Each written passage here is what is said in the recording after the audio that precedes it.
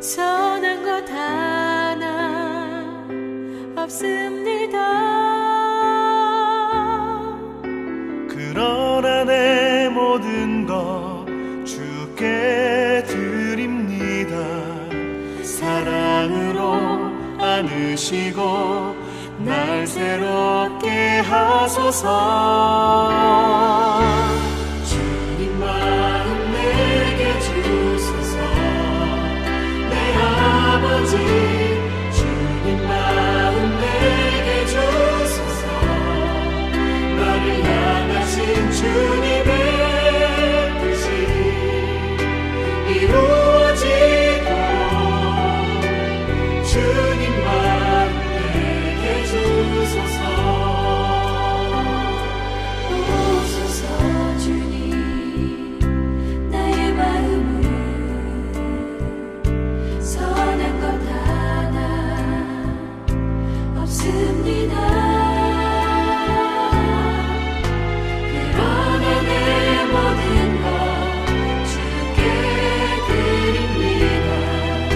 사랑으로 안으시고 날 새롭게 하소서. 주님 마음 내게 주소서. 내 아버지 주님 마음 내게 주소서. 나를 향하신 주님의 뜻이 이루어지도록 주님 마음 내게 주소서. 내게 사랑을 가르치소서.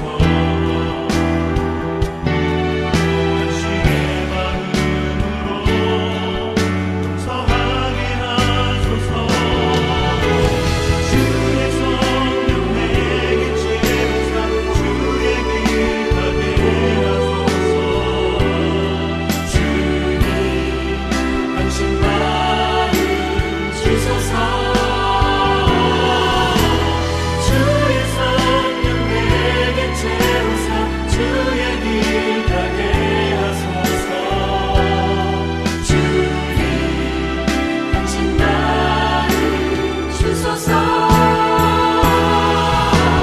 주님 마음 내게 주소서. 내 아버지 주님 마음 내게 주소서. 나를 향하신 주님의 뜻이 이루어지도록 주님 마음 내게 주소서. 주님 마음 내게 주소서. 내 아버지 주님 마음 내게 주소서. 나를 향하신 주님의 뜻이 이루어지도록 주님 마음 내게 주소서. 주님 마음 내게 주소서.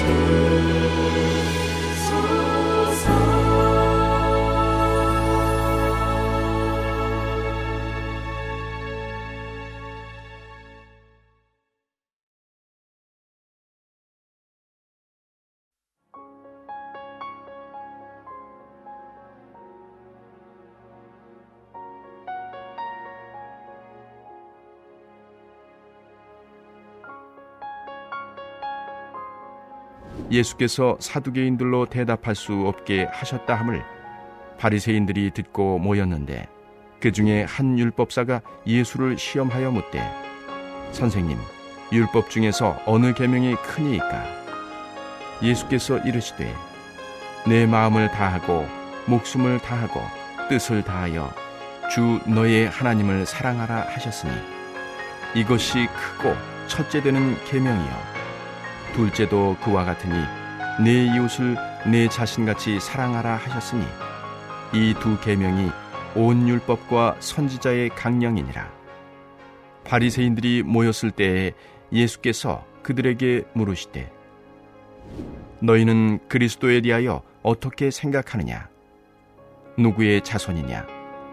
대답하되 다윗의 자손이니이다. 이르시되 그러면 다윗이 성령에 감동되어 어찌 그리스도를 주라 칭하여 말하되 주께서 내 주께 이르시되 내가 네 원수를 네 발 아래에 둘 때까지 내 우편에 앉아있으라 하셨도다 하였느냐? 다윗이 그리스도를 주라 칭하였은즉 어찌 그의 자손이 되겠느냐 하시니 한마디도 능히 대답하는 자가 없고 그날부터 감히 그에게 묻는 자도 없더라. 아멘. 오늘 말씀으로 하루를 여는 모든 분들에게 하나님께서 새 힘과 능력 주시기를 주님의 이름으로 소망합니다. 우리가 잘 아는 속담 중 우물안 개구리라는 말이 있습니다.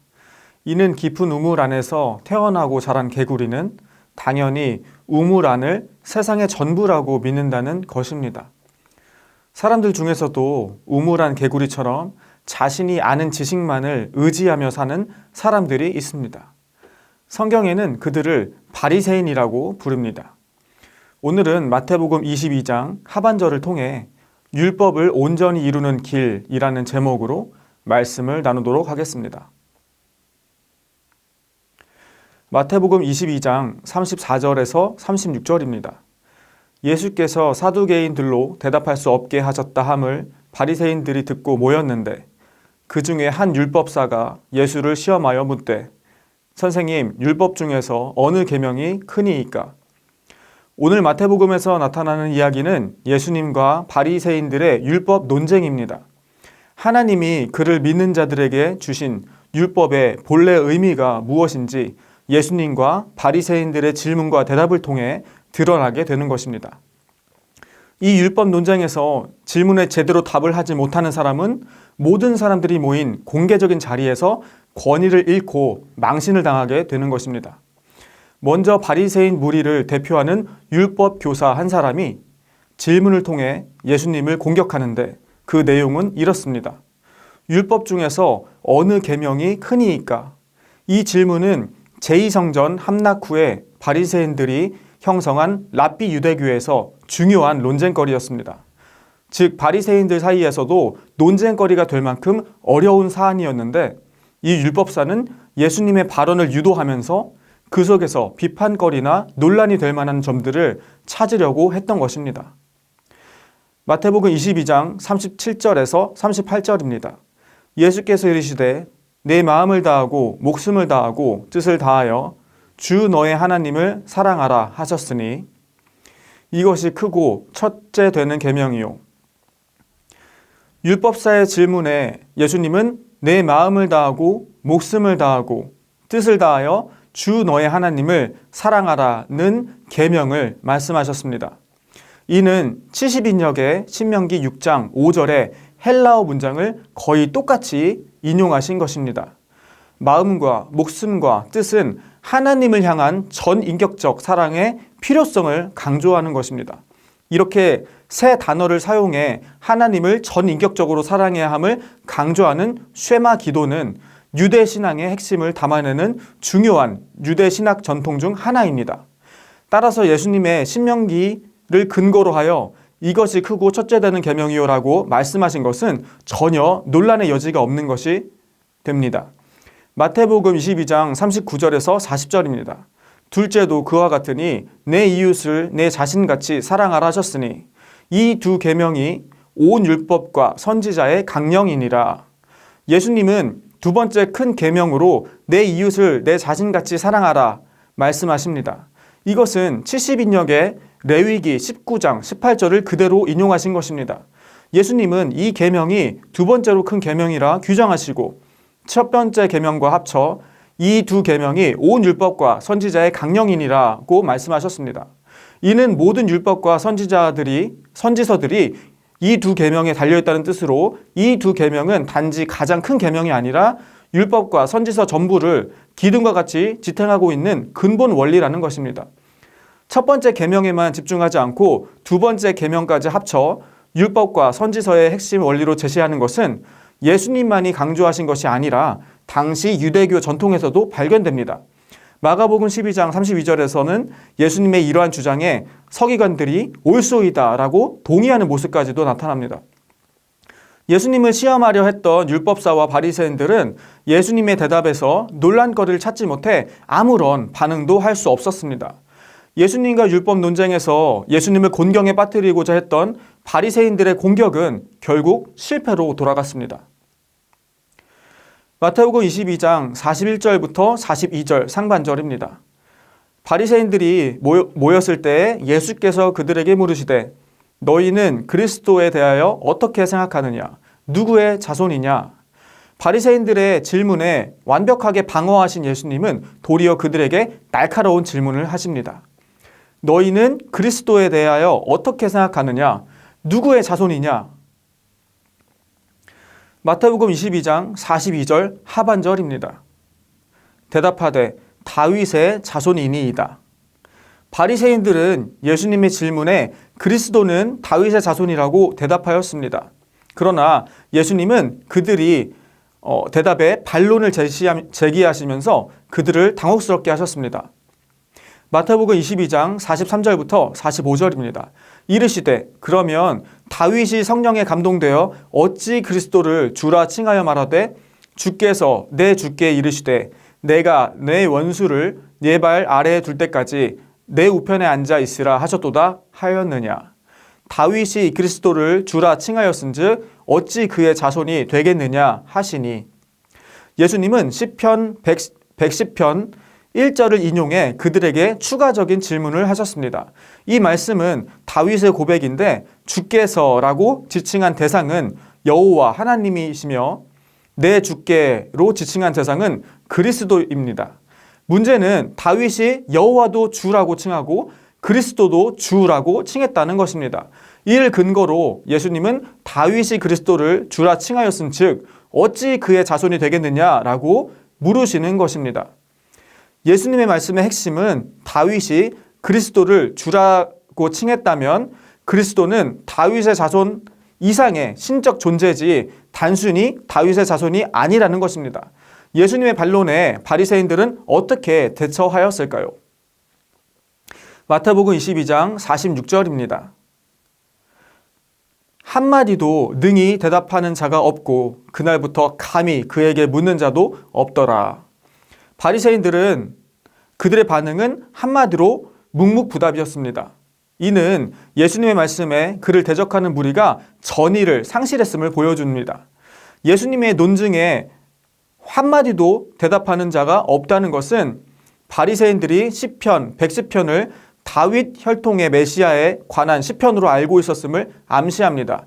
이들이 시편 110편을 메시아 시편으로 보기는 했지만 예수님이 지적하신 문제, 즉 시편 110편 1절이 메시아를 신적 존재로 묘사하는 사실을 어떻게 이해해야 하는지를 몰랐기에 예수님의 질문에 답하지 못했던 것입니다.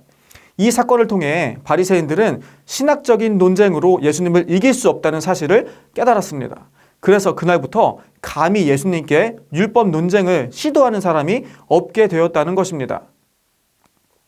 바리새인들이 율법 논쟁에서 패한 이유는 무엇일까요? 하나님 사랑과 이웃 사랑이 모든 율법과 선지서를 지탱하는 기본 정신임을 강조하신 예수님의 말씀에 대해 바리새인들이 반대하지 않는 것을 볼 때 바리새인들은 예수님의 말씀에 동의하거나 최소한의 존중하는 입장을 취하고 있음을 알 수 있습니다. 이렇게 예수님과 같은 신학적 입장을 취하고 있으면서도 예수님을 거부하는 것은 이들의 불신앙이 신학적 문제보다는 마음의 문제라는 것을 알려줍니다. 바리새인들은 하나님이 주신 율법을 통해 스스로를 높이고 과시하며 존경받기를 원했습니다. 즉, 율법을 자신들이 지배권을 정당화시켜주는 도구로 사용했다는 것입니다. 그들에게 있어 율법은 그저 말만 하고 행하지도 않는 것이었습니다. 율법에 대한 진정성이 결여된 바리새인들은 율법을 온전히 이루는 길을 알지 못했습니다. 그것이 그들이 율법 논쟁에서 망신을 당하게 된 이유입니다. 율법을 온전히 이루는 길은 무엇일까요? 그것은 예수님을 사랑하고 그의 가르침을 지키는 것입니다. 예수님의 가르침은 무엇입니까? 다윗의 자손으로 오셨지만 하나님 자신이기도 한 예수님을 믿고 사랑하는 것이 하나님 사랑의 계명을 지키는 것이고, 예수님의 가르침대로 원수까지 사랑하는 것이 이웃 사랑을 실천하는 것입니다. 율법의 기본 정신은 사랑입니다. 그래서 예수님께서 이 사랑을 실천하기 위해 우리에게 섬기는 자가 되어라, 겸손한 자가 되어라, 낮아지려고 하는 자가 되어라 하고 말씀하시는 것입니다. 오늘 저와 여러분이 예수님을 사랑하고 예수님의 가르침에 따라 살아가는 주님이 기뻐하시는 자가 되기를 소망합니다. 우리 함께 이 시간 기도하겠습니다. 첫 번째로 오늘 나눈 마태복음 22장의 말씀처럼 우리가 예수님을 사랑하고 예수님의 가르침에 따라 하나님과 이웃을 사랑하는 하루를 살아갈 수 있도록 지혜와 능력 주시기를 함께 기도하시겠습니다. 특별히 코로나에 걸린 후 회복하고 있는 이연학, 이정영 선교사님 그리고 아들 어진이를 위해 기도 부탁드립니다. 하나님의 귀한 사역을 감당하는 믿음의 가정에게 하나님의 나라를 확장하는 데 조금도 부족함 없도록 주님께서 치유의 손길로 만져주시기를 바라며 함께 기도하시겠습니다.